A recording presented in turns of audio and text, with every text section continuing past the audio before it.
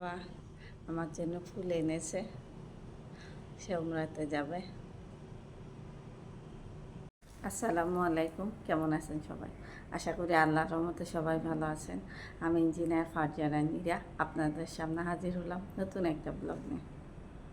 নখের চারাগুলো regular check করা উচিত, তাছাড়া হঠাৎ করে বেশি ভেঙে গেলে কষ্ট হয়, আসলে অনেক ব্যথা হচ্ছে।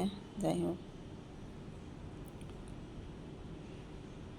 আমরা অন্তত নীল কাটার দিয়ে সাইডগুলো পরিষ্কার করতে পারি।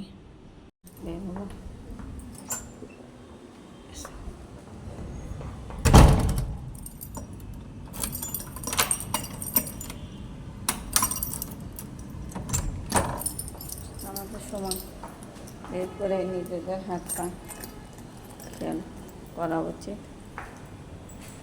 একটুখানি মুখে ব্যথা পেলেও কষ্ট হয়।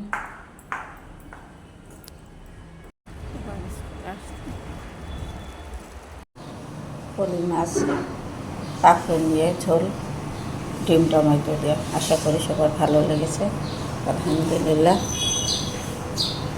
তো আজকের মধ্যে এখানেই বিদায় নিচ্ছি। সবাই ভালো থাকবেন, সুস্থ থাকবেন। আল্লাহ হাফেজ।